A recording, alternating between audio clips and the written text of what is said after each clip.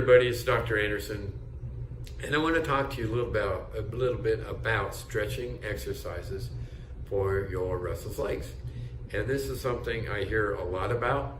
And if you don't know, I'm a surgeon and I'm a peripheral nerve surgeon, and I wrote a book about surgically reversing restless legs and how we go about that. And then we also published a paper about surgical decompression. So in other words, I see people every week, and most weeks of the year we have people that fly in from other states or other countries come here to have surgery in this operating room to reverse restless legs. So I'm talking maybe to more of you that have restless legs that aren't as severe, but also I'm explaining a little bit about stretching as a way to help you understand that to me gives a little bit more evidence that indeed what I'm doing is appropriate, and it actually backs up the concepts that I deal with patients on a daily basis. So the idea that tight nerve tunnels from the knee down can be the main source of your problem. So I'm not going to lay out here like they do on some of these physical therapy website or YouTube channels and show you how to stretch. I'm not going to go through that very much, but I'm going to talk to you about it in a different vein, because in our world in peripheral nerve, we actually call it nerve gliding. So when you think about a nerve tunnel, it's an area that a nerve goes through, like carpal tunnel in the wrist would be a great example. Most of you have heard of that.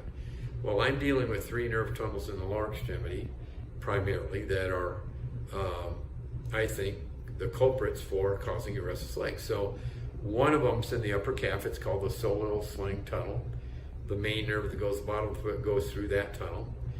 Another one's on the outer side of your leg, right below the knee. It's called the common peroneal nerve, and it supplies almost all the nerves on the top of the foot in front of the leg. And then right above the ankle on the front of the leg, about a third of the way up the leg from the ankle to the knee, is a nerve tunnel called the superficial peroneal nerve tunnel. So all 3 of these tunnels, again, are soft tissue structures.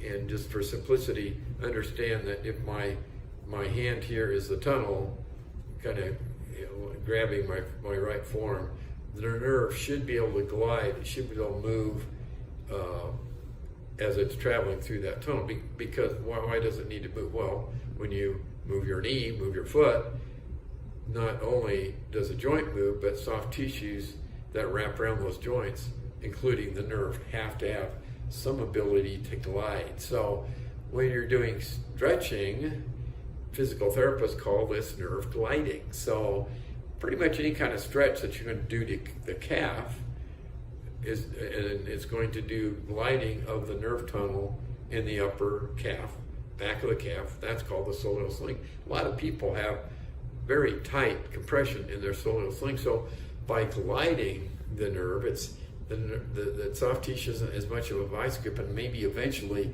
it does let that nerve glide again. Because when it's and this is just hypothetical, this is stuff I've done different papers on nerve decompression surgery, but I think what happens is if it's not able to glide, it's not just the pressure, but there's a little bit of stretch placed on the nerve, because this is like a vice grip.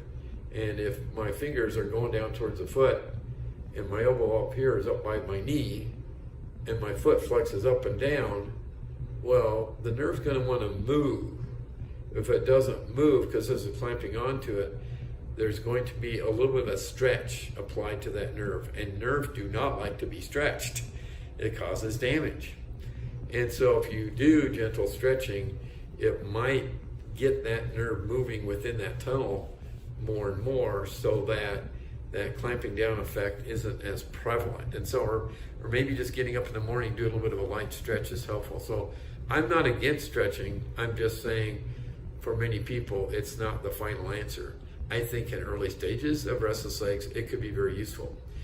But my point to many of you is that it helps to back up my point of view. My belief is that most people with restless legs, it can be from tightness of the tunnels. So it does nothing more than support my idea that it is caused from tight tunnels in the legs. So Another thing you'll find is people might get cramping in their calf. That's something else that can be caused also from tightness in the soleal sling tunnel. Again, just down below your knee joint in the upper calf. And then again, down especially above the ankle, the superficial peroneal nerve on the lower portion of the front of your leg, that also can become tight. And just stretching by maybe doing big circles with your foot, maybe pointing, if it's your left foot, pointing your left foot down and over towards your opposite foot will stretch that nerve a little bit. So just some ideas. And in fact, a surgeon like me, before you have surgery, it's not a bad idea to do some of these stretching exercises just to get that nerve used to moving again. Because once we open up the tunnels, that's the whole idea. The nerve doesn't have that compression. There's no more vice grip on the nerve, so the nerve's going to glide again like it was meant to do. So hopefully that helped you with the stretching. And again, understand, I don't think it's a bad thing, but use it if you may. Try it. It's very useful. But last night I got to confess, I don't do this hardly ever, but I had time to go on YouTube. I was just looking at things on restless legs, and I saw all kinds of videos and techniques, and lay down and point your feet this way and point your feet that way and sit and do this and all this stretching. I was like, whoa, this is amazing. There's lots of information out there about stretching, so try it and see. But understand I'm here, and if you're really severe, think about the surgical option, because we're helping many people. Every week we have people coming in from out of state and other countries and investigate our concept. But if it's a more mild situation, obviously do think about stretching, because I don't think it's a bad thing to try, and it may work for many of you. So thank you for watching, and please subscribe to our YouTube channel. We appreciate your support, and thank you for watching.